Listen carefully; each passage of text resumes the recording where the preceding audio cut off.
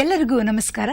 ವೈದ್ಯರ ಮಾತು ಕಾರ್ಯಕ್ರಮಕ್ಕೆ ತಮ್ಮೆಲ್ಲರಿಗೂ ಪ್ರೀತಿಯಿಂದ ಆತ್ಮೀಯವಾಗಿ ಬರಮಾಡಿಕೊಳ್ತಾ ಇದ್ದೇನೆ. ಎಲ್ಲರಿಗೂ ಸ್ವಾಗತ ಸುಸ್ವಾಗತ. ನಮ್ಮ ಈ ದಿನದ ಅತಿಥಿಗಳು ಡಾಕ್ಟರ್ ವಿಕ್ರಾಂತ್ ಪಾಟೀಲ್ ಅವರು, ವಾಕ್ ಮತ್ತು ಶ್ರವಣ ತಜ್ಞರು. ಅವರನ್ನ ಕಾರ್ಯಕ್ರಮಕ್ಕೆ ಬರಮಾಡಿಕೊಳ್ಳೋಣ. ಸರ್ ನಮಸ್ಕಾರ, ಹಾಗೆ ಕಾರ್ಯಕ್ರಮಕ್ಕೆ ಆತ್ಮೀಯವಾದಂತಹ ಸ್ವಾಗತ. ಡಾಕ್ಟರ್ ವಿಕ್ರಾಂತ್ ಪಾಟೀಲ್ ಅವರು ವಾಕ್ ಮತ್ತು ಶ್ರವಣ ತಜ್ಞರಾಗಿ ಸೇವೆಯನ್ನು ಸಲ್ಲಿಸ್ತಾ ಇದ್ದಾರೆ. ನಮ್ಮ ಈ ದಿನದ ವಿಶೇಷ ಏನಪ್ಪಾ ಅಂತಂದ್ರೆ ಮಕ್ಕಳಲ್ಲಿ ಮತ್ತು ಹಿರಿಯರಲ್ಲಿ ಉಂಟಾಗುವಂತಹ ಕಿವುಡುತನ. ಈ ಒಂದು ವಿಚಾರದ ಬಗ್ಗೆ ನಾವು ಚರ್ಚೆಯನ್ನು ಮಾಡ್ತಾ ಇದ್ದೇವೆ. ಮೊದಲನೇದಾಗಿ ನಾನು ಪಾಟೀಲ್ ಸರಲ್ಲಿ ಕೇಳಕ್ಕೆ ಇಷ್ಟಪಡ್ತೀನಿ. ಈ ಪ್ರಪಂಚ ಬಹಳ ಸುಂದರವಾಗಿದೆ. ಇಲ್ಲಿ ಪಕ್ಷಿಗಳ ಕಲರವ ನಾವು ಕೇಳ್ತೀವಿ, ನದಿ ಹರಿಯೋದನ್ನು ನಾವು ಏನು ಕೇಳ್ತೀವಿ, ಸಂಗೀತವನ್ನು ಕೇಳ್ತೀವಿ. ಇಡೀ ವಿಶ್ವವನ್ನು ನಾವು ಕಣ್ಣಿನಿಂದ ನೋಡಿದ್ರೆ ಕಿವಿಯಿಂದ ಕೇಳ್ತೀವಿ. ಕಿವಿ ಮನುಷ್ಯನ ಅತ್ಯಂತ ಪ್ರಮುಖವಾದಂತಹ ಅಂಗ. ಕಿವಿ ಇಲ್ಲದೆ ಹೋದರೆ, ಕಿವಿ ಕೇಳದೆ ಹೋದರೆ ಈ ಪ್ರಪಂಚದ ಸುಖವನ್ನು ನಾವು ಅನುಭವಿಸೋಕ್ಕಾಗಲ್ಲ. ಆದರೆ ವಿಪರ್ಯಾಸ ಅಂದರೆ ಕೆಲವು ಮಕ್ಕಳು ಹುಟ್ಟಿನಿಂದನೇ ಕಿವುಡರಾಗ್ಬಿಟ್ಟಿರ್ತಾರೆ, ಅವರಿಗೆ ಕಿವಿ ಕೇಳಲ್ಲ. ನನ್ನ ಮೊದಲನೇ ಪ್ರಶ್ನೆ ಏನಪ್ಪ ಅಂತಂದ್ರೆ, ಈ ಮಕ್ಕಳಲ್ಲಿ ಈ ರೀತಿಯಾದಂತಹ ಕಿವುಡುತನ ಕೇಳಿಸ್ಕೊಳ್ಳೋದಕ್ಕೆ ಇರೋಕ್ಕೆ ಆಗದಿರುವಂತಹ ಒಂದು ಕಾರಣ ಏನ್ ಕಾರಣ? ಯಾವ ನೈಸರ್ಗಿಕ ಕಾರಣದಿಂದ ಅವರಿಗೆ ಆ ಒಂದು ಸಮಸ್ಯೆ ಉಂಟಾಗುತ್ತೆ ಡಾಕ್ಟ್ರೆ? Very good question. ಸೊ ಮಕ್ಕಳಲ್ಲಿ ಏನಾಗತ್ತಂದ್ರೆ, ಕಿವುಡುತನ ಹುಟ್ಟಿದಾಗಿಂದ ಬರ್ಬೇಕು ಅಂದ್ರೆ ಸಾಕಷ್ಟು ಕಾರಣ ಇರಬಹುದು. ಬಟ್ ನಮ್ಮ ಸ್ಟೇಟ್ ಕರ್ನಾಟಕ ರಾಜ್ಯದ ಮಾತಾಡಿದ್ರೆ, ಅಥವಾ ನಾವು ದಕ್ಷಿಣ ಭಾರತದಲ್ಲಿ ಮಾತಾಡಿದ್ರೆ, ಈಗ ಕೂಡ ರಕ್ತ ಸಂಬಂಧದಲ್ಲಿ ಮದುವೆ ಆಗ್ತಾನೆ ಇದೆ. ಸೊ ಹಿಂಗ ಆದಾಗ ಆ ತಂದೆ ತಾಯಿಗೆ ಏನ್ ಮಗು ಹುಟ್ಟುತ್ತೆ, ಅಲ್ಲಿ ಅಂತ ಮಕ್ಕಳಲ್ಲಿ ಕಿವುಡುತನ ಬರೋ ಸಾಧ್ಯತೆ ಹೆಚ್ಚಿರುತ್ತೆ. ಇದು ಒಂದು ಕಾರಣ. ಎರಡನೇದ್ದು ಕಾಮನ್ ಆಗಿ ಏನ್ ನೋಡ್ತೀವಿ ಅಂದ್ರೆ, ಬೇಗ ಹುಟ್ಟಿದಾಗ ಪ್ರೀ ಮೆಚ್ಯೂರ್ ಡೆಲಿವರಿ ಅಂತೀವಿ. 9 ತಿಂಗಳು ತುಂಬೋಕ್ಕಿಂತ ಮುಂಚೆನೆ ಮಗು ಹುಟ್ಟಿದಾಗ ಅವಾಗೂ ಕೂಡ ಕಿವಿಗೆ ಪರಿಣಾಮ ಆಗೋ ಸಾಧ್ಯತೆ ಇರುತ್ತೆ. ಇದು ಬಿಟ್ಟರೆ ತೂಕ, ಮಗು ಹುಟ್ಟಿದ ತೂಕ ಕಡಿಮೆ ಇತ್ತು ಅಂದ್ರೂ ಈ ಕಿವಿ ತೊಂದರೆ ಬರೋ ಸಾಧ್ಯತೆ ಇರುತ್ತೆ. ಪ್ಲಸ್ ಮತ್ತೊಂದು ಕಾರಣ ಹೇಳ್ಬೋದು ಅಂದ್ರೆ ಜಾಂಡಿಸ್, ಕಾಮಣಿ ಅಂತೀವಲ್ಲ, ಅದು ಬಂದಾಗ ಕಿವಿ ಕೇಳೋದು ತೊಂದರೆ ಬರಬಹುದು. ಸೊ ನಮ್ಮ ರಾಜ್ಯದಲ್ಲಿ ಅಂಡ್ ನಮ್ಮ ಸೌತ್ ಇಂಡಿಯಾದಲ್ಲಿ ನೋಡಿದ್ರೆ ಇವು ಬಹಳ ಕಾಮನ್ ರೀಸನ್ಸ್ ಆಗಿದೆ. ಒಂದು, ಈಗ ಮಗು ತಾಯಿಯ ಗರ್ಭದಲ್ಲಿದ್ದಾಗ ಸಂಪೂರ್ಣವಾಗಿ ಒಂದು ಆರೋಗ್ಯಕರವಾದಂತಹ ಒಂದು ಆರೋಗ್ಯವನ್ನು ಪಡ್ಕೊಂಡು ಹುಟ್ಟಬೇಕು. ನೀವು ಹೇಳಿದ ಹಾಗೆ 7ನೇ ತಿಂಗಳಲ್ಲಿ ಹುಟ್ಟಿದಾಗ ಮಗುವಿನ ಸಂಪೂರ್ಣವಾದಂತಹ ದೈಹಿಕ ಬೆಳವಣಿಗೆ ಆಗಿರೋಲ್ಲ. ಬಹುಶಃ ಆ ಕಾರಣಕ್ಕಾಗಿ ಕಿವಿ ಕೇಳದೆ ಹೋಗ್ಬೋದು ಅನ್ನುವಂತಹ ಒಂದು ಕಾರಣವನ್ನು ತಾವು ಕೊಟ್ಟಿದ್ದೀರಿ. ಇಲ್ಲಿ ಇಂತಹ ಸಮಸ್ಯೆಗಳು ಸ್ವಲ್ಪ ಕಡಿಮೆ ಇರುತ್ತೆ. ಬಟ್ ಆದ್ರೆ ಕೆಲವೊಂದು ಮಕ್ಕಳು 9 ತಿಂಗಳ ನಂತರನೂ ಅವರು ಜನಿಸಿರ್ತಾರೆ. ಆದ್ರಲ್ಲೂ ಕೆಲವೊಂದು ಮಕ್ಕಳಲ್ಲಿ ಈ ಒಂದು ಕಿವುಡುತನವನ್ನ ನೋಡ್ತೀವಿ. ಆದ್ರೆ ಅದು ಅವುಗಳ ಸಂಖ್ಯೆ ಕಡಿಮೆ. ಏನಿರ್ಬೋದು ಡಾಕ್ಟರ್ ಇದಕ್ಕೆ ಕಾರಣ? ಇದು ಒಂದು ಸರ್ಪ್ರೈಸಿಂಗ್ ಆಸ್ಪೆಕ್ಟ್ ಇದೆ. ಈಗ ಮಕ್ಕಳಲ್ಲಿ ನಾವು ಕಿವುಡುತನ ನೋಡಿದಾಗ 50% ಮಕ್ಕಳಲ್ಲಿ ಯಾವುದೇ ಕಾರಣ ಕಂಡುಹಿಡಿಯಕ್ಕೆ ಬರೋದಿಲ್ಲ. ಇನ್ನು 50% ಮಕ್ಕಳಲ್ಲಿ ನಾವು ಹೇಳ್ಬೋದು, ಏನೋ ಬೇಗ ಹುಟ್ಟಿತು, ರಕ್ತ ಸಂಬಂಧದಲ್ಲಿ ಮದುವೆ, ಕಾಮಣಿ, ಸುಮಾರು ಕಾರಣ ಇರ್ಬೋದು. ಬಟ್ ಮಿಕ್ಕಿದ 50% ಮಕ್ಕಳಲ್ಲಿ ಎಲ್ಲಾನು ಓಕೆ ಇರುತ್ತೆ. ರಕ್ತ ಸಂಬಂಧ ಮದುವೆ ಇರಲ್ಲ, ಮಗು 9 ತಿಂಗಳಿಗೆ ಹುಟ್ಟುತ್ತೆ, ತೂಕ ಸರಿ ಇರುತ್ತೆ, ಅಂದ್ರೂ ಶ್ರವಣ ದೋಷ ಬರಬಹುದು. ಇದಕ್ಕೆ ನಾವು ಸ್ಪಾಂಟೇನಿಯಸ್ ಜೀನ್ ಮ್ಯೂಟೇಶನ್ ಅಂತೀವಿ. ಸೊ ಬೆಳೀತಿರ್ಬೇಕಾದ್ರೆ ಯಾವುದೋ ಒಂದು ಕಾರಣಕ್ಕೆ ಕಿವಿ ಬೆಳವಣಿಗೆಗೆ ಒಂದು ಏನೋ ಅಡ್ಡ ಬಂದು ಬೆಳೆಯೋದು ನಿಂತು ಬಿಡುತ್ತೆ. ಆವಾಗ ಈ ರೀತಿ ತೊಂದರೆ ಬರಬಹುದು. ಮತ್ತೊಂದು ಪ್ರಶ್ನೆ, ಈ ಮೊದಲು ಹುಟ್ಟಿದಂತಹ ಮಕ್ಕಳಲ್ಲಿ ನಮಗೆ ಈ ಮಗುಗೆ ಕಿವುಡುತನ ಇರಬಹುದು ಅನ್ನುವಂತಹ ಒಂದು ಸಾಮಾನ್ಯ ಜ್ಞಾನವೂ ಸಹ ಇರಲ್ಲ. ಮಕ್ಕಳು ಬೆಳೀತಾ ಇರ್ತಾರೆ, ಅದನ್ನ ನಾವು ಕೆಲವೊಂದ್ಸಲಿ ತಾಯಂದಿರು ಅದನ್ನ ಗಮನಿಸಕ್ಕೆ ಹೋಗಲ್ಲ. ಮಗುಗೆ ಏನೋ ಒಂದು ಅಬ್ನಾರ್ಮಲಿಟಿ ಕಾಣಿಸ್ತಾ ಇದೆ ಅಂತ ನಮ್ಗನ್ಸುತ್ತೆ. ಆಗ ನಾವು ತಕ್ಷಣ ಡಾಕ್ಟರ್ನ ಹೋಗಿ ಕನ್ಸಲ್ಟ್ ಮಾಡಬೇಕಾ, ಅಥವಾ ಇನ್ನೊಂದಷ್ಟು ದಿನ? ಕೆಲವರು ಹೇಳ್ತಾರೆ ನಿಧಾನಕ್ಕೆ ಬರುತ್ತೆ, ನಿಧಾನಕ್ಕೆ ಮಕ್ಕಳು ಕೇಳ್ತಾರೆ ಅಂತ ನಮ್ಮ ಹಿರಿಯರು ಹೇಳ್ತಾ ಇರ್ತಾರೆ. ನಾವೇನ್ ಮಾಡ್ಬೇಕು ಡಾಕ್ಟರ್ ಅಂತ ಸಮಯದಲ್ಲಿ? ಬಹಳ ಇಂಪಾರ್ಟೆಂಟ್, ಮಹತ್ವದ ಮಾತಿದು. ಕಿವಿ ತೊಂದರೆ ಬಂದಾಗ ಮಗುವಿನಲ್ಲಿ ಶ್ರವಣ ದೋಷ ಇದ್ದಾಗ ಯಾವುದೇ ರೀತಿದು ನೋವು ಆಗ್ತಿರಲ್ಲ ಮಗುವಿಗೆ. ಸೊ ಪೋಷಕರಿಗೆ ಗುರ್ತೇ ಆಗಲ್ಲ ಏನ್ ತೊಂದರೆ ಇದೆಯೋ ಇಲ್ಲೋ ಅಂತ. ಸೊ ವರ್ಲ್ಡ್ ಹೆಲ್ತ್ ಆರ್ಗನೈಸೇಷನ್ ಅವ್ರು ಏನ್ ಹೇಳ್ತಾರೆ, ಯಾವುದೇ ಮಗು ಹುಟ್ಟಿದ್ರೆ ನಿಮ್ಮ ಊರಲ್ಲಿ ಹಾಸ್ಪಿಟಲ್ ಅಲ್ಲಿ ಕಿವಿ ಚೆಕಪ್ ಮಾಡೋ ಫೆಸಿಲಿಟಿ ಇದ್ರೆ ಮಾಡಿಸ್ಬೇಕಾಗತ್ತೆ. ಇದಕ್ಕೆ ನಾವು ನ್ಯೂ ಬಾರ್ನ್ ಹಿಯರಿಂಗ್ ಸ್ಕ್ರೀನಿಂಗ್ ಅಂತೀವಿ. ಇದು ನಮ್ಮ ಭಾರತದಲ್ಲೂ ಕೂಡ ಈಗ ಎಷ್ಟೋ ಸ್ಟೇಟ್ಸ್ ಹಾಸ್ಪಿಟಲ್ಸ್ ಅಲ್ಲಿ ಆಗ್ತಾ ಇದೆ. ಅಕಸ್ಮಾತ್ ಆ ಫೆಸಿಲಿಟಿ ಇದ್ದಿದ್ದಿಲ್ಲ, ನ್ಯೂ ಬಾರ್ನ್ ಸ್ಕ್ರೀನಿಂಗ್ ಫೆಸಿಲಿಟಿ ಇದ್ದಿದ್ದಿಲ್ಲ ಅಂದ್ರೆ ಯಾವುದೇ ಮಗು ಆಗ್ಲಿ 6 7 ತಿಂಗಳಲ್ಲಿ ಶಬ್ದ ನಾವು ಮಾಡಿದಾಗ ಅದಕ್ಕೆ ಗಮನ ಕೊಡ್ಲೇಬೇಕು. ರೈಟ್, ಯಾವ್ದೊಂದು ಜೋರ್ ಶಬ್ದ ಆಯ್ತು, ಮನೆಯಲ್ಲಿದ್ದಾಗ ಕುಕ್ಕರ್ ಸೀಟಿ ಅನ್ನಿ, ಯಾವ್ದೋ ಪಾತ್ರೆ ಬಿತ್ತು, ಅವಾಗ ಮಗು ಅದಕ್ಕೆ ಸ್ಟಾರ್ಟ್ ರೆಸ್ಪಾನ್ಸ್ ಅಂತೀವಿ, ರಿಯಾಕ್ಟ್ ಮಾಡ್ಲೇಬೇಕು. ಇದು ಕಂಡು ಬಂದಿಲ್ಲ ಅಂದ್ರೆ ನೀವು ಆ ಮಗು ಕರ್ಕೊಂಡು ಹೋಗಿ ಚೆಕಪ್ ಮಾಡಿಸ್ಲೇಬೇಕು. ಕಾಯೋದ್ರಲ್ಲಿ ಅರ್ಥ ಇಲ್ಲ. ಯಾಕಂದ್ರೆ ಕಿವಿ ಬೆಳವಣಿಗೆ ತಾಯಿ ಗರ್ಭ ಒಳಗೆ ಇದ್ದಾಗ್ಲೇನೆ ಆಗೋದು ಮಗುವುದು. ಸೊ ಹುಟ್ಟಿದ್ಮೇಲೆ ನಾವು 5 ವಾರ 5 ತಿಂಗಳು ಅಥವಾ 5 ವರ್ಷ ಕಾದ್ರೂ ಕಿವಿ ಬೆಳವಣಿಗೆ ಆಗುದಿಲ್ಲ. ಸೊ ಅದಕ್ಕೆ ವೈದ್ಯರು ಹೆಲ್ಪ್ ಆಗೇ ಆಗತ್ತೆ. ಆನಂತರ ನಾವೀಗ ಹಿರಿಯರ ವಿಚಾರ ನಾವು ನೋಡ್ತಾ ಬಂದರೆ ಕ್ರಮೇಣ ಒಂದು 60-70 ವಯಸ್ಸಾಯಿತು. ಆನಂತರ ಕೆಲವರಿಗೆ ಕಿವಿ ಮಂದ ಆಗ್ತಾ ಇರುತ್ತೆ. ಕೆಲವರು ಅಯ್ಯೋ ನನ್ನ ಕಿವಿ ಮಂದ ಆಗ್ತಿದೆ, ಏನೋ ಕೇಳಲ್ಲಪ್ಪ, ಜೋರಾಗಿ ಹೇಳು ಅಂತ ಹೇಳ್ತಾರೆ. ಅಂದರೆ ವಯಸ್ಸಿನ ಜೊತೆಯಾಗಿ ಈ ಕಿವಿ ಕೇಳುವುದು ಮಂದ ಆಗ್ತದೆ. ಅದಕ್ಕೆ ಏನು ಕಾರಣ ಇರ್ಬೋದು? ವೈದ್ಯಕೀಯವಾಗಿ ಏನು ಕಾರಣ ಡಾಕ್ಟ್ರೆ? ಕಿವಿ ನಮ್ದು ಒಂದು ಬ್ಯಾಟ್ರಿ ಇದ್ದಂಗೆ, ಅದಕ್ಕೊಂದು ಚಾರ್ಜ್ ಇರುತ್ತೆ. ಈಗ ನಾವ್ ಹೆಂಗ ಆ ಬ್ಯಾಟ್ರಿ ಒಂದು ಟಾರ್ಚ್ ಅಲ್ಲಿ ಹಾಕ್ಬಿಟ್ಟು ನಾನು ಪ್ರತಿದಿನ ಬಹಳಷ್ಟು ಉಪಯೋಗಿಸಿದ್ರೆ ಆ ಬ್ಯಾಟ್ರಿ ಬೇಗ ಖಾಲಿ ಆಗತ್ತೆ ಅಲ್ವಾ? ಸೊ ಅದೇ ಬ್ಯಾಟ್ರಿ ನಾವು ನಿಧಾನವಾಗಿ ಯೂಸ್ ಮಾಡಿದ್ರೆ ಆ ಲೈಫ್ ಜಾಸ್ತಿ ಬರುತ್ತೆ. ಅದೇ ರೀತಿ ನಮ್ಮ ಕಿವಿನೂ ಹಾಗೆ, ನಾವು ಎಷ್ಟು ಜಾಸ್ತಿ ಉಪಯೋಗಿಸ್ತೀವೋ, ದಟ್ ಮೀನ್ಸ್ ನಾವು ಸಾಂಗ್ಸ್ ಕೇಳ್ತಾ ಇರ್ಬೋದು, ಬೇರೆ ಬೇರೆ ಸೌಂಡ್ಸ್ ಕೇಳ್ತಾ ಇರ್ಬೋದು, ಕೇಳಿ ಕೇಳಿ ಕೇಳಿ ಕಿವಿ ಒಳಗಡೆ ಸೆಲ್ಸ್ ಇರುತ್ತೆ, ಅವು ಸವದಂಗೆ ಕಿವಿ ಕೇಳೋ ಕೆಪಾಸಿಟಿ ಕಡಿಮೆ ಆಗ್ತಾ ಬರುತ್ತೆ. ಎಷ್ಟೋ ಸತಿ ನಾವು ಹಾಸ್ಪಿಟಲ್ ಅಲ್ಲಿ ನೋಡ್ತೀವಿ, ಯಾರು ಫಾರ್ಮಿಂಗ್ ಮಾಡ್ತಾರೆ, ಪ್ರಶಾಂತ ವಾತಾವರಣದಲ್ಲಿ ಇರ್ತಾರೆ, ಅವ್ರಿಗೆ ಕಿವಿ ಕೇಳೋ ತೊಂದ್ರೆ ಬೇಗ ಬರಲ್ಲ. ಬಟ್ ಇತ್ತೀಚೆಗೆ ಅರ್ಬನೈಸೇಷನ್ ಏನಾಗಿದೆ, ಎಲ್ಲರೂ ಕಿವಿಯಲ್ಲಿ ಇಯರ್ಫೋನ್ಸ್ ಹಾಕೊಂಡು ಟ್ರಾಫಿಕ್ ಅಲ್ಲಿ ಓಡಾಡೋದು, ಮ್ಯೂಸಿಕ್ ಕೇಳೋದು, ಅವರಿಗೆ ಕಿವಿ ಕೇಳೋ ತೊಂದ್ರೆ ಬೇಗ ಬರ್ತಾ ಇದೆ. ನಾವು ಮುಂಚೆ ಹೇಳ್ತಿದ್ವಿ 60 ವರ್ಷ ನಂತರ ಕಿವಿ ಚೆಕಪ್ ಮಾಡಿಸಿ, ಬಟ್ ಈಗ 40 ವರ್ಷ ನಂತರನೇ ಮಾಡಿಸೋ ಪ್ರಸಂಗ ಬಂದ್ಬಿಟ್ಟಿದೆ. ಸೊ ಬರ್ತಾ ಬರ್ತಾ ಶ್ರವಣ ದೋಷ ಇನ್ನೂ ಹೆಚ್ಚಾಗ್ತಾ ಹೋಗುತ್ತೆ. ಡಾಕ್ಟರ್, ಈಗ ನೀವು ಹಿರಿಯರ ಬಗ್ಗೆ ಹೇಳಿದ್ರಿ, 60 ವರ್ಷ ಮತ್ತೆ ಅದಕ್ಕಿಂತ ಹಿಂದೆ. ಇನ್ನ ಒಂದು ತುಂಬಾ ಬೇಸರದ ಸಂಗತಿ ಅಂದ್ರೆ ತುಂಬಾ ಚಿಕ್ಕ ಮಕ್ಕಳು, ಈಗ 5-10 ವರ್ಷದ ಮಕ್ಕಳು ಯಾವಾಗ್ಲೂ ನಮ್ಮ ಮೊಬೈಲ್ ಇಟ್ಕೊಂಡಿರ್ತಾರೆ, ಕಿವಿಗೆ ಇಯರ್ಫೋನ್ ಹಾಕೊಂಡಿರ್ತಾರೆ, ಜೋರಾಗಿ ಮ್ಯೂಸಿಕ್ ಹಾಕೊಂಡು ಕೇಳ್ತಾ ಇರ್ತಾರೆ. ಅಥವಾ ಅವರು ಇತ್ತೀಚೆಗೆ ನಡೀತಿರುವಂಥ ಆನ್ಲೈನ್ ಕ್ಲಾಸ್ ಸಹ ಬಹುಶಃ 5 ಗಂಟೆ 6 ಗಂಟೆ ಪೀರಿಯಡು. ಇನ್ನು ಇಂಜಿನಿಯರಿಂಗು ಡಾಕ್ಟ್ರು ಎಲ್ಲ ಓದುವಂತಹ ಅವರು 8-10 ಗಂಟೆಗಳ ಕಾಲ ಆನ್ಲೈನ್ ಕ್ಲಾಸಲ್ಲೇ ಇರ್ತಾರೆ. ಬಹುತೇಕ ಅವ್ರ ಕಿವಿ ಒಳಗಡೆ ಒಂದು ಇಯರ್ಫೋನ್ ಅದು ಇದ್ದೇ ಇರ್ತದೆ. ಅದೇನಾದರೂ ತೊಂದರೆ ಕೊಡಬಹುದಾ ನಮ್ಮ ಯುವ ಪೀಳಿಗೆಗೆ? ತೊಂದರೆ ಕೊಡೋ ಸಾಧ್ಯತೆ ಇದೆ. ಇದು ಯಾವಾಗ ತೊಂದರೆ ಕೊಡ್ಬೋದು ಅಂದ್ರೆ, ನಾವು ಕೇಳೋ ವಾಲ್ಯೂಮ್, ನಾವು ಏನ್ ಸೌಂಡ್ ಇಡ್ತೀವಿ 50% ಜಾಸ್ತಿ ಇಟ್ಟಾಗ ಆ ಧ್ವನಿ ತರಂಗದ ಪ್ರೆಷರ್ ಕಿವಿಗೆ ಡ್ಯಾಮೇಜ್ ಮಾಡೋ ಸಾಧ್ಯತೆ ಇರುತ್ತೆ.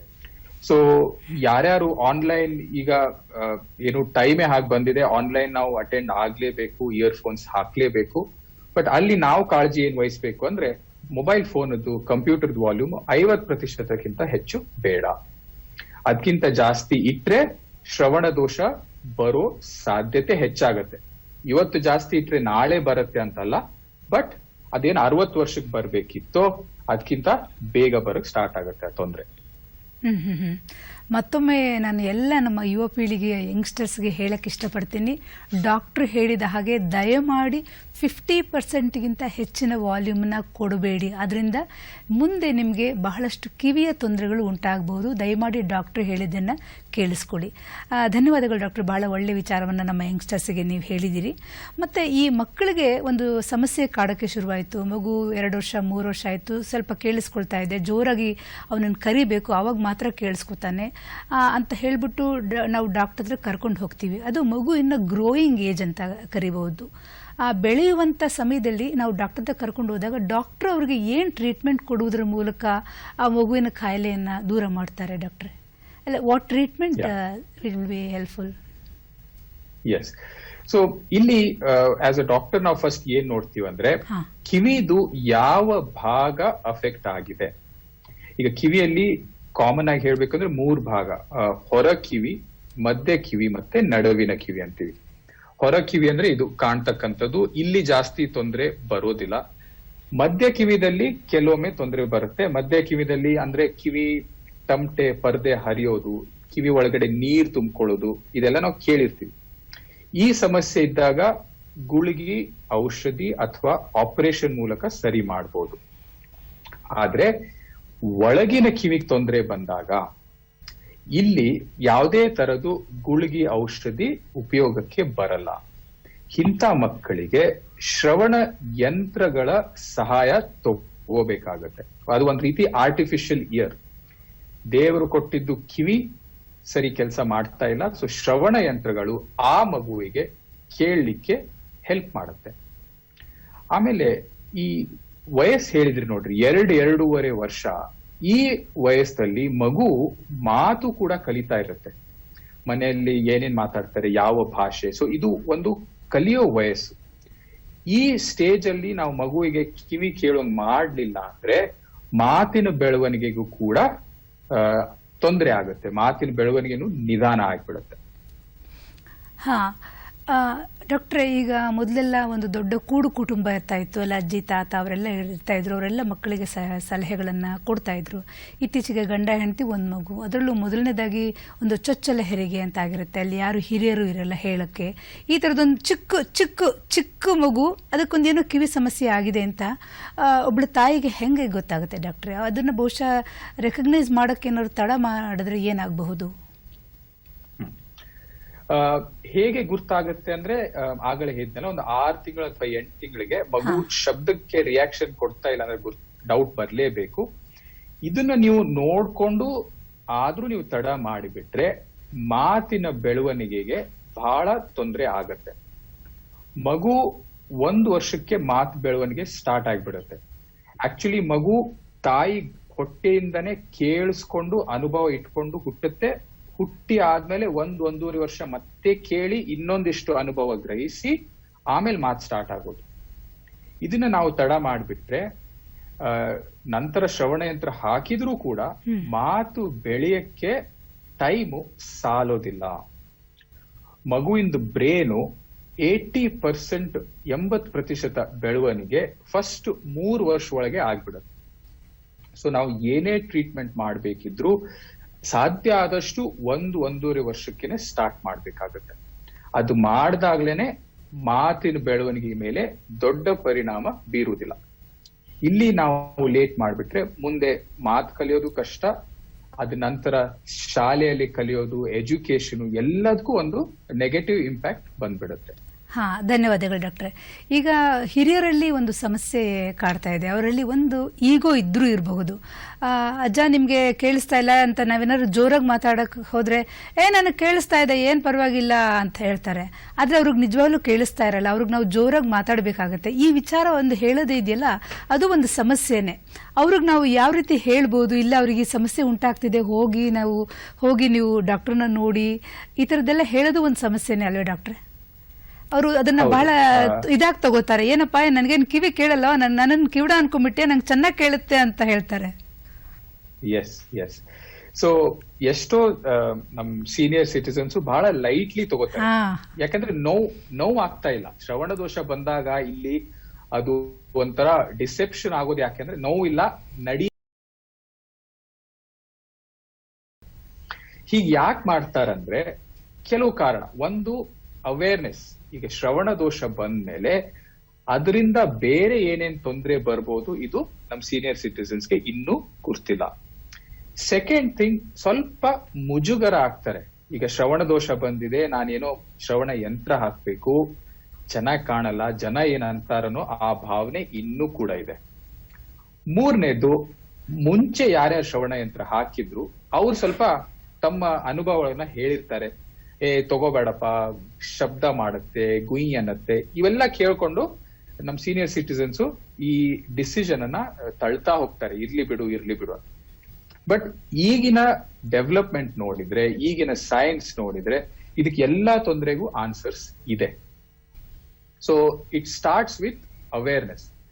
ಸೊ ಶ್ರವಣ ದೋಷ ಬಂತು ಅಂದ್ರೆ ಸೀನಿಯರ್ ಸಿಟಿಸನ್ಸ್ ಅಲ್ಲಿ ಕೇಳೋದಷ್ಟೇ ತೊಂದರೆ ಬರುವುದಿಲ್ಲ. ಅದನ್ನ ಹಾಗೆ ಬಿಟ್ರೆ ನಿಧಾನವಾಗಿ ಮಿದುಳಲ್ಲಿ ಒಂದು ಭಾಗ ಇರುತ್ತೆ, ಆಡಿಟರಿ ಕಾರ್ಟೆಕ್ಸ್ ಅಂತೀವಿ, ಅದು ಕರ್ಗಕ್ ಶುರು ಆಗುತ್ತೆ. ಕರ್ಗಕ್ ಶುರು ಆದಂಗೆ ಮಾತು ಅರ್ಥ ಮಾಡ್ಕೊಳ್ಳೋ ಶಕ್ತಿನೂ ಕಡಿಮೆ ಆಗುತ್ತೆ. ಆವಾಗ ನಮ್ ಸೀನಿಯರ್ ಸಿಟಿಸನ್ಸ್ ಮಾತುಕತೆ ಕಡಿಮೆ ಮಾಡಿ ಒಬ್ಬೊಬ್ರೆ ಕೂತ್ಕೊಂಡ್ಬಿಡ್ತಾರೆ. ಇದರಿಂದ ಐಸೋಲೇಷನ್, ಒಬ್ಬೊಬ್ರೆ ಕೂತ್ಕೊಂಡು ಐಸೋಲೇಷನ್ ಆದಾಗ ನೆನಪಿನ ಶಕ್ತಿನೂ ಕಡಿಮೆ ಆಗುತ್ತೆ. ಒಂದು ತೊಂದರೆ ಎಷ್ಟು ತೊಂದರೆಗಳಿಗೆ ಕಾರಣ. ಎಸ್, ಈ ಒಂದು ಸೀರಿಯಸ್ ಕಂಡೀಷನ್ ಇದೆ, ಡಿಮೆನ್ಷಿಯಾ ಅಂತೀವಿ, ನೆನಪು ಹಾರೋದು. ಈಗ ಪಿಕ್ಚರ್ ಅಲ್ಲೆಲ್ಲ ಅದನ್ನ ತೋರಿಸಿದ್ದಾರೆ. ರೀಸೆಂಟ್ ಆಗಿ ನಮ್ ಸ್ಟಡೀಸ್ ಏನ್ ಹೇಳ್ತು ಅಂದ್ರೆ, ಯಾರಿಗೆ ಶ್ರವಣ ದೋಷ ಇದೆಯೋ ಅವ್ರು ಅದನ್ನ ಟ್ರೀಟ್ಮೆಂಟ್ ಮಾಡಿಸ್ಲಿಲ್ಲ ಅಂದ್ರೆ ಅವರಿಗೆ ಡಿಮೆನ್ಷಿಯಾ ಬರೋ ಸಾಧ್ಯತೆ ಹೆಚ್ಚಾಗತ್ತೆ. ಸೊ ಅದನ್ನ ನಾವು ಸೀನಿಯರ್ ಸಿಟಿಸನ್ಸ್ ತಿಳಿಸಿದಾಗ ಅವ್ರೊಂದ್ ಸ್ವಲ್ಪ ಇದ್ರ ಬಗ್ಗೆ ಜಾಗೃತ ಆಗಿ ಸೀರಿಯಸ್ ತಗೊಂಡು ಬಹುತೇಕವಾಗಿ ಮುಂದಿನ ಟ್ರೀಟ್ಮೆಂಟ್ಗೆ ಒಪ್ಪಿಗೆ ಕೊಡಬಹುದು. ಹಾ ಡಾಕ್ಟ್ರೆ, ಈಗಲೂ ನಮ್ಮ ಹಳ್ಳಿ ಕಡೆ ಹೋದ್ರೆ ಸಂಜೆ ಹೊತ್ತು ಕೂತ್ಕೊಂಡು ಕಿವಿಗೆ ಪಿನ್ ಹಾಕೋದು, ಅಥವಾ ಚೂರು ಕಿವಿ ನೋವು ಬಂತ ಬಿಸಿ ಕೊಬ್ಬರಿ ಎಣ್ಣೆ ಹಾಕು, ಬಿಸಿ ಹರಳೆಣ್ಣೆ ಸ್ವಲ್ಪ ಬೆಚ್ಚಗೆ ಮಾಡಿ ಕಿವಿಗೆ ಹಾಕು, ಎಲ್ಲ ಸರಿ ಹೋಗುತ್ತೆ. ಈಗಲೂ ಕಿವಿಗೆ ಎಣ್ಣೆ ಹಾಕುವ ಒಂದು ಕೆಟ್ಟ ಹವ್ಯಾಸ ಕೆಲವರಲ್ಲಿದೆ, ಮತ್ತೆ ಪಿನ್ ತಗೊಂಡು ಹಿಂಗೆ ಮಾಡೋದು ಇದೆಲ್ಲ ಇದೆ. ಅದರಿಂದ ಎಷ್ಟು ಅನಾನುಕೂಲ ಆಗುತ್ತೆ ಡಾಕ್ಟ್ರೆ? ಹಾ, ಸೊ ಇದು ಏನು ಬಂದಿರೋದಿದು ಫ್ರಮ್ ಇಯರ್ಸ್ ಟುಗೆದರ್. ಮನೆಯಲ್ಲಿ ಹೇಳ್ತಾನೆ ಇದ್ರು ಕಿವಿಗೆ ನೋವಾದ್ರೆ ಎಣ್ಣೆ ಹಾಕು ಅಂತ. ಸೊ ಇಲ್ಲಿ ಒಂದು ಡಿಲೆಮಾ ಇದೆ. ಆಯುರ್ವೇದ ಪ್ರಮಾಣ ಹೋದ್ರೆ, ನಾನೇನು ಆಯುರ್ವೇದಿಕ್ ಸ್ಪೆಷಲಿಸ್ಟ್ ಅಲ್ಲ, ಬಟ್ ನಾನು ಇದನ್ನ ತಿಳ್ಕೊಳಕ್ ಪ್ರಯತ್ನ ಮಾಡಿದ್ದೀನಿ. ಆಯುರ್ವೇದ ದೃಷ್ಟಿಯಿಂದ ನೋಡಿದ್ರೆ ಅವ್ರು ಹೇಳ್ತಿದ್ರು ಕಿವಿಗೆ ಏನೋ ತೊಂದರೆ ಬಂದ್ರೆ ಎಣ್ಣೆ ಹಾಕ್ಬಹುದು, ಬಟ್ ಅದು ಆಯುರ್ವೇದ ಡಾಕ್ಟರ್ ಕರೆಕ್ಟ್ ಆಗಿ ಆ ಎಣ್ಣೆ ತೆಗೆದು ಅಲ್ಲೇ ತಯಾರಿಸಿ ಕೊಡ್ತಾ ಇದ್ರು. ಬಟ್ ವೆಸ್ಟರ್ನ್ ಮೆಡಿಸಿನ್ ಏನ್ ಹೇಳುತ್ತೆ, ಕಿವಿಯಲ್ಲಿ ಏನೇ ತೊಂದರೆ ಆದ್ರೂ ನೀವಾಗೆ ಹಾಕ್ಬಾರ್ದು, ಡಾಕ್ಟರ್ ಹತ್ರ ತೋರಿಸಿ ಅಂತ. ಸೊ ಈಗ ನಾವ್ ಜನರು ಏನ್ ಮಾಡ್ತಾ ಇದಾರೆ, ಶಾರ್ಟ್ ಕಟ್, ಮನೆಯಲ್ಲಿ ಒಂದ್ ಯಾವ್ದೋ ಎಣ್ಣೆ ಡಬ್ಬಿ ಇರುತ್ತೆ ಅದನ್ನ ತಗೊಂಡು ಹಾಕೊಂಡ್ಬಿಡ್ತಾರೆ. ಇನ್ಫೆಕ್ಷನ್ ಆಗೋ ರಿಸ್ಕ್ ಅಲ್ಲೇ ಜಾಸ್ತಿ. ಯಾಕಂದ್ರೆ ಆ ಎಣ್ಣೆ ನಾವು ಎಲ್ಲೆಲ್ಲೋ ಇಟ್ಟಿರ್ತೀವಿ, ಬಚ್ಚಲ್ ಮನೆಯಲ್ಲಿ ಇಟ್ಟಿರ್ಬೋದು, ಅಡಿಗೆ ಮನೆಯಲ್ಲಿ ಇಟ್ಟಿರ್ಬೋದು, ಕ್ಲೀನ್ ಇರಲ್ಲ. ಸೊ ಅದನ್ನ ತಗೊಂಡು ನಾವು ಕಿವಿಯಲ್ಲಿ ಹಾಕಿದಾಗ ಆ ಬ್ಯಾಕ್ಟೀರಿಯಾಸ್ ಅನ್ನಿ, ಫಂಗಸ್ ಅನ್ನಿ ಕಿವಿ ಒಳಗೆ ಬಂದು ಇನ್ಫೆಕ್ಷನ್ ರಿಸ್ಕ್ ಹೆಚ್ಚಾಗುತ್ತೆ. ಸೊ ನಾವೇನ್ ಹೇಳ್ತೀವಿ, ಹಿಂಗ್ ಆದಾಗ ಕಿವಿಯಲ್ಲಿ ಎಣ್ಣೆನೆ ಹಾಕ್ಬೇಕಂತ ನಿಮ್ಗೆ ಆಸೆ ಇದ್ರೆ ಆಯುರ್ವೇದ ಡಾಕ್ಟರ್ ಹತ್ರ ಹೋಗಿ ಸಲಹೆ ತಗೊಂಡು ಅವ್ರು ಯಾವ ಎಣ್ಣೆ ಹೇಳ್ತಾರೆ ಹಾಕ್ಬಹುದು. ನೀವಾಗೆ ಹೋಮ್ ರೆಮಿಡಿ ಮಾಡೋದು ಬೇಡ. ಆಯುರ್ವೇದ ಇಲ್ಲ, ವೆಸ್ಟರ್ನ್ ಮೆಡಿಸಿನ್ ಬಂದು ದೆನ್ ಅವರು ಆಂಟಿಬಯೋಟಿಕ್ ಡ್ರಾಪ್ಸ್ ಏನೋ ಕೊಡ್ತಾರೆ. ಮತ್ತೊಂದು ಕೆಲವ್ರು ಹೇಳ್ತಾ ಇರ್ತಾರೆ, ಕಿವಿಲಿ ಏನೋ ಒಂಥರ ಗಾಳಿ ಬಂದಂಗೆ ಆಗ್ತಾ ಇದೆ, ಒಂಥರ ಗುಯ್ ಅಂತ ಸೌಂಡ್ ಬರ್ತಾ ಇದೆ, ಮಲ್ಕೊಂಡಾಗ ಈ ಕಿವಿಯಿಂದ ಬರುತ್ತೆ, ಈ ಕಿವಿಯಿಂದ ಬರುತ್ತೆ, ಈ ಗಾಳಿ ಹೋಗೋದನ್ನ ನಾವು ಫೀಲ್ ಮಾಡ್ತಿರ್ತೀವಿ, ಸ್ವಲ್ಪ ಆಗ ಕಿವಿ ನೋವು ಬರುತ್ತೆ ಅಂತ. ಈ ಯಾವ ಕಾರಣಕ್ಕೆ ಈ ತರ ಆಗ್ಬೋದು ಡಾಕ್ಟ್ರೆ? ಬಹಳಷ್ಟು ಜನ ಹಿರಿಯರು ಹೇಳ್ತಾರೆ. ಎಸ್, ಗುಯ್ ಅನ್ನೋ ಶಬ್ದ ಅಂದ್ರೆ ಇದು ನಾವು ಟಿನಿಟಸ್ ಅಂತೀವಿ ನಮ್ಮ ಭಾಷೆಯಲ್ಲಿ. ಇದು ಬಂತು ಅಂದ್ರೆ ಏನ್ ತಿಳ್ಕೋಬೇಕು ಅಂದ್ರೆ, ಕಿವಿ ಯಾವುದೋ ಒಂದು ಭಾಗದಲ್ಲಿ ಸ್ವಲ್ಪ ಮಟ್ಟಿಗೆ ಏನೋ ಡ್ಯಾಮೇಜ್ ಆಗಿದೆ. ಸೊ ಅವಾಗ ಅಷ್ಟೇ ಅದು ಗುಯ್ ಅಂತ ಅನ್ತಾ ಇರುತ್ತೆ. ಈಗ ಸಾಮಾನ್ಯವಾಗಿ ಎಲ್ಲರಿಗೂ ಕೆಲವೊಮ್ಮೆ ಗುಯ್ ಶಬ್ದ ಬರುತ್ತೆ, ಬಟ್ ಅದು 1-2 ಸೆಕೆಂಡ್ ಇದ್ದು ಹೋಗ್ಬಿಡುತ್ತೆ, ಅದು ನಾರ್ಮಲ್. ಬಟ್ ಈ ಗುಯ್ ಅನ್ನೋ ಶಬ್ದ ಸತತ್ ಇದ್ರೆ ಇದಕ್ಕೆ ಡೀಟೇಲ್ ಆಗಿ ಚೆಕ್ಅಪ್ ಆಗ್ಲೇಬೇಕು. ಎಲ್ಲೋ ಒಂದ್ ಸಣ್ಣ ತೊಂದರೆ ಇರುತ್ತೆ, ಅದನ್ನ ನಾವು ಕಂಡು ಹಿಡಿಬೇಕಾಗುತ್ತೆ. ಹಾ ಡಾಕ್ಟ್ರೆ, ಮತ್ತೆ ಇನ್ನೊಂದು, ಇತ್ತೀಚೆಗೆ ಈ ಶುಗರ್ ಅನ್ನೋಂಥದ್ದು, ಡಯಾಬಿಟಿಕ್ ಅನ್ನೋಂಥದ್ದು ಬಹಳ ಕಾಮನ್ ಆಗಿಬಿಟ್ಟಿದೆ. ಅಂತಹ ರೋಗಿಗಳಲ್ಲಿ ಈಗ ಕಿವುಡುತನ ಹೆಚ್ಚಾಗುವಂಥದ್ದು ಇದೆ ಅಂತ ನಾವು ಕೇಳಿದ್ದೀವಿ. ವೈದ್ಯರಾಗಿ ಅದು ಎಷ್ಟು ಮಟ್ಟಿಗೆ ಅದನ್ನ ಕಂಟ್ರೋಲ್ ಮಾಡಬಹುದು, ಏನ್ ಸಲಹೆ ಕೊಡ್ತೀರಿ ಡಾಕ್ಟ್ರೆ ಅದಕ್ಕೆ? ಎಸ್, ಸೊ ಡಯಾಬಿಟೀಸ್ ಮತ್ತೆ ಬಿಪಿ ನೀವು ಹೆಂಗ್ ಕಾಮನ್ ಅಂದ್ರಲ್ಲ, ನಮ್ಮಲ್ಲಂತೂ ಈಗ ಪೇಷಂಟ್ಸ್ ಅದು ನಾರ್ಮಲ್ ಅಂತಾರೆ. ಡಯಾಬಿಟೀಸ್ ಬಿಪಿ ಇದ್ರೆ ಎಲ್ಲ ನಾರ್ಮಲ್ ಬಿಡಿ ಅಂತ. ಬಟ್ ಶುಗರ್ ಬಗ್ಗೆ ನಾವು ಮಾತಾಡಿದ್ರೆ, ಶುಗರ್ ಲೆವೆಲ್ ಯಾವಾಗ ಹೆಚ್ಚಾಗತ್ತೋ ಅದು ಕಿವಿ ಅಷ್ಟೇ ಅಲ್ಲ, ದೇಹದ ಎಲ್ಲಾ ಪಾರ್ಟ್ಸ್ಗೂ ಅಫೆಕ್ಟ್ ಆಗುತ್ತೆ. ಬಟ್ ಸ್ಪೆಸಿಫಿಕ್ಲಿ ಕಿವಿ ಬಗ್ಗೆ ಮಾತಾಡಿದ್ರೆ ಒಂದು ಶುಗರ್ ಹೆಚ್ಚಾಯ್ತು, ಕಿವಿ ಇನ್ಫೆಕ್ಷನ್ ಆಗೋ ಸಾಧ್ಯತೆ ಹೆಚ್ಚು, ಹೊರಗಿನ ಕಿವಿ ನೋವು, ಸೋರೋದು ಅದೆಲ್ಲ ಜಾಸ್ತಿ. ಸೆಕೆಂಡ್ ಥಿಂಗು, ಕಿವಿ ನರಗಳು ಅದ್ರ ಮೇಲೆ ಒಂದು ಕವರಿಂಗ್ ಇರುತ್ತೆ, ಆ ಕವರಿಂಗು ಕರಗಕ್ ಶುರು ಆಗ್ಬಿಡುತ್ತೆ. ಸೊ ಇದೆಲ್ಲ ಪರ್ಮನೆಂಟ್. ಒಮ್ಮೆ ನರದ ಕವರಿಂಗ್ ಕರಿಗ್ತು ಅಂದ್ರೆ ಅದನ್ನ ವಾಪಸ್ ಬೆಳೆಸಕ್ ಬರಲ್ಲ. ಸೊ ಯಾವುದೇ ಪೇಷಂಟ್ಗೆ ಶುಗರ್ ಇತ್ತು ಅಂದ್ರೆ ಅದನ್ನ ಕಂಟ್ರೋಲ್ ಮಾಡೋದು ಬಹಳ ಅಗತ್ಯ, ಬಹಳ ಮುಖ್ಯ. ಅದೇ ರೀತಿ ನಾವು BP ಮಾತಾಡಿದ್ರೆ, ಬ್ಲಡ್ ಪ್ರೆಷರು ಅನ್ಕಂಟ್ರೋಲ್ಡ್ ಇತ್ತು, ಜಾಸ್ತಿ ಇತ್ತು ಅಂದ್ರೆ ಕಿವಿ ಒಳಗೆ ಇರ್ತಕ್ಕಂಥ ಬ್ಲಡ್ ಸಪ್ಲೈ, ಅದೇನು ರಕ್ತ ಹರಿತಾ ಇದೆ, ಆ ವೆಸಲ್ಸ್ ಏನಿರುತ್ತೆ ಅದೊಂದು ಚಿಕ್ಕ ಪೈಪ್ ಇದ್ದಂಗೆ, ಆ ಪ್ರೆಷರ್ ಇಂದ ಆ ವೆಸಲು ಹರಿಬಹುದು, ಒಡಿಬಹುದು. ಅವಾಗ ಕಿವಿಗೆ ಬ್ಲಡ್ ಸಪ್ಲೈ ನಿಂತು ಹೋಗೋ ಸಾಧ್ಯತೆ ಇರುತ್ತೆ. ಅದು ಆಯ್ತು ಅಂದ್ರೆ ಸಡನ್ಲಿ ಕಿವಿ ಕೇಳೋದು ಕಡಿಮೆ ಆಗ್ಬಿಡುತ್ತೆ. ಇದ್ದಕ್ಕಿದ್ದಂಗೆ ಅವರು 100% ಕೇಳ್ತಾ ಇರುತ್ತೆ, ಬ್ಲಡ್ ಸಪ್ಲೈ ಹೋಯ್ತು ಅಂದ್ರೆ ಫ್ರಮ್ 100 ಸ್ಟ್ರೇಟ್ ಅವೇ 0% ಬರೋ ಸಾಧ್ಯತೆನೂ ಇರುತ್ತೆ. ಸೊ ಇದನ್ನ ಕಂಟ್ರೋಲ್ ಮಾಡಿ ಚೆಕಪ್ ಅಲ್ಲಿ ಇಟ್ಕೊಳ್ಳೋದು ಒಳ್ಳೇದು. ಡಾಕ್ಟರ್, ಈಗ ಈ BP ಶುಗರ್ ಅನ್ನೋಂಥದ್ದು ಇದ್ದ ಹಾಗೆ ಇರಲ್ಲ. ಈ ತಿಂಗಳು ಬಂತು, ಮುಂದಿನ ತಿಂಗಳು ಸ್ವಲ್ಪ ಹೆಚ್ಚಾಗ್ಬಿಡ್ತು, ಇನ್ನು ಮುಂದಿನ ತಿಂಗಳು ತುಂಬಾ ಕಡಿಮೆ ಆಯಿತು. ಈಗ ಶುಗರು ಇದೇ ರೀತಿ ಫ್ಲಕ್ಚುಯೇಟ್ ಆಗ್ತಾನೆ ಇರ್ತದೆ. ಅವರಿಗೆ ನಾವು ಒಂದು 3 ತಿಂಗಳು, ಪ್ರತಿ 3 ತಿಂಗಳಿಗೂ ಬಂದು ಡಾಕ್ಟರ್ ಹತ್ರ ಚೆಕಪ್ ಮಾಡಿಸ್ಕೊಳ್ಳಿ ಅಥವಾ 6 ತಿಂಗಳಿಗೆ ಬಂದು ಚೆಕಪ್ ಮಾಡಿಸ್ಕೊಳ್ಳಿ, ಏನ್ ಸಲಹೆ ಕೊಡ್ತೀರಿ ಡಾಕ್ಟರ್ ಈ ತರದ BP ಮತ್ತೆ ಶುಗರ್ ಇರುವಂತವರಿಗೆ? ಎಸ್, ಸೊ BP ಶುಗರ್ ಇದ್ದವರಿಗೆ ಅವರು ಫ್ಯಾಮಿಲಿ ಫಿಸಿಷಿಯನ್ ಇರ್ತಾರೆ, ಅವ್ರ ಕಡೆ 3 ತಿಂಗಳು ಅಥವಾ 6 ತಿಂಗಳಿಗೊಮ್ಮೆ ಚೆಕಪ್ ಮಾಡಿಸ್ತಾ ಇರ್ಬೇಕು. ಬಹಳ ವೇರಿಯೇಷನ್ಸ್ ಇತ್ತು ಅಂದ್ರೆ ಅಷ್ಟೇ ಕಿವಿ, ಅದ್ರ ಜೊತೆಗೆ ಕಣ್ಣು, ಎಲ್ಲ ಸೆನ್ಸ್ ಆರ್ಗನ್ ಅವ್ರನ್ನ ಚೆಕ್ ಮಾಡ್ತಾ ಇರ್ಬೇಕು.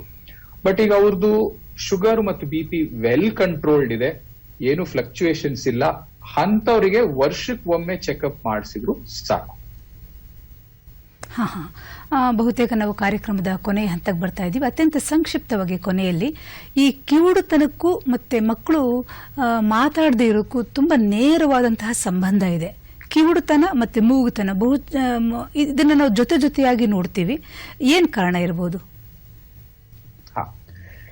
ಯಾವುದೇ ಮಗು ಮಾತು ಆಡ್ಬೇಕು, ಮಾತಾಡ್ಬೇಕು ಅಂದ್ರೆ ಅದು ಬರುವುದಿಲ್ಲ. ಕೇಳಿಸ್ಕೊಳ್ಳೋದು ಮುಖ್ಯ, ಕೇಳಿಸ್ಕೊಂಡು ಕಲಿಬೇಕು. ಸೊ ಅದು ಕೇಳಿ ಆ ಅನುಭವದಿಂದ ನೆನಪಿಟ್ಟುಕೊಂಡಾಗ್ಲೇನೆ ಆ ಅಕ್ಷರಗಳು, ಆ ಪದಗಳು ಬಾಯಿಗೆ ಬರುತ್ತೆ.